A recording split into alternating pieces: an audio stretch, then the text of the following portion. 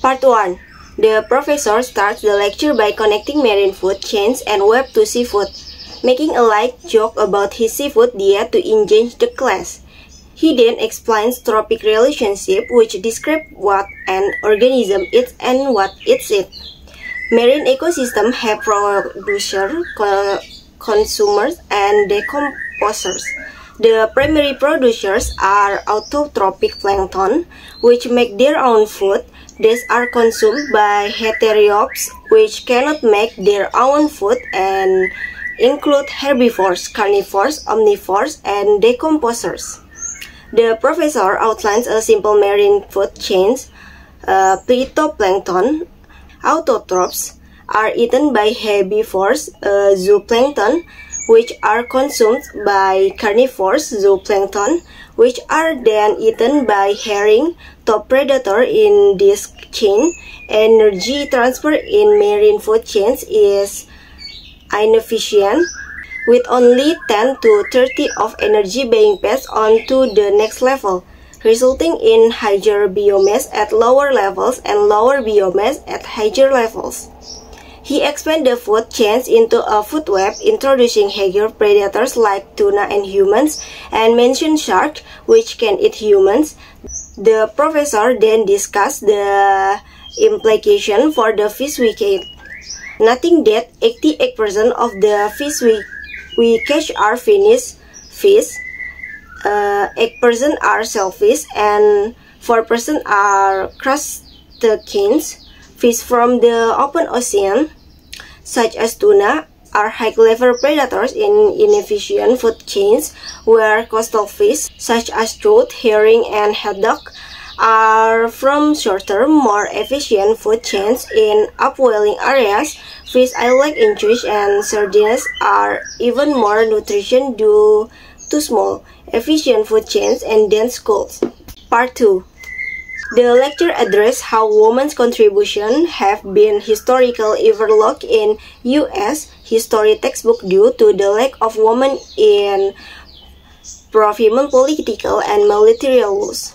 However, a new approach called woman-centered history has emerged, emphasizing the significant roles women have played behind the scenes.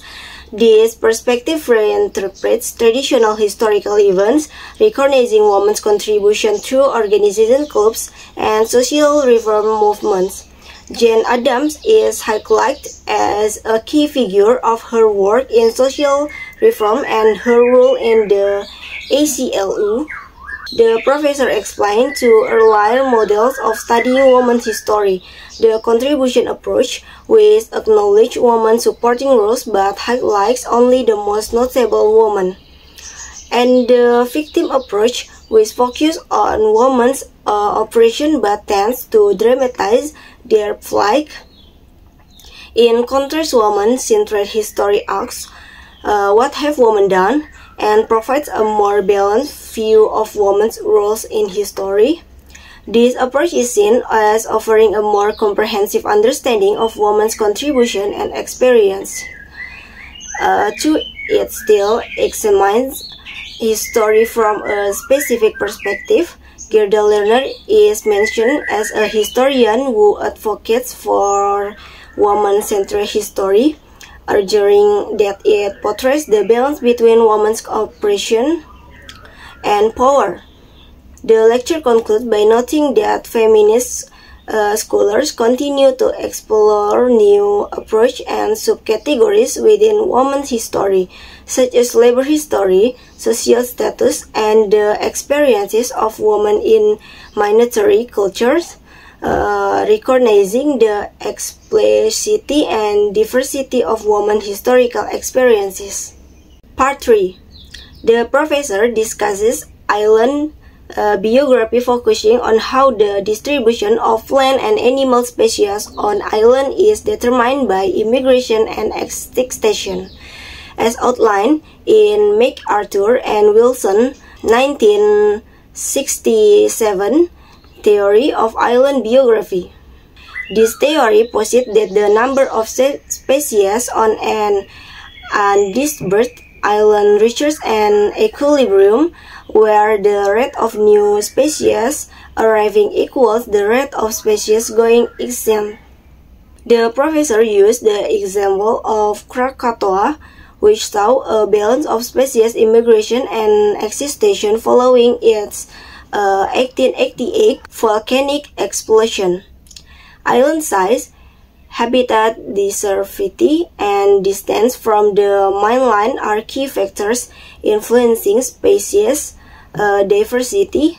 Larger islands like Papua New Guinea, which has deserved habitat, support more species than smaller, less diverse islands like Bali. Similarly, the variety of habitats on Tonga volcanic island supports more bird species than the uniformly low-lying Tuamotus atolls. The professor also explains that the principles of island biography apply to other isolated ecosystems, such as lakes, mountain tops, and national parks. This area face challenges similar to islands in maintaining species diversity due to their isolation. Understanding these principles helps manage wildlife in isolated areas, such as the reintroduction of large mammals and birds in national parks, considering their territorial and ecological needs and that impact on surrounding human population.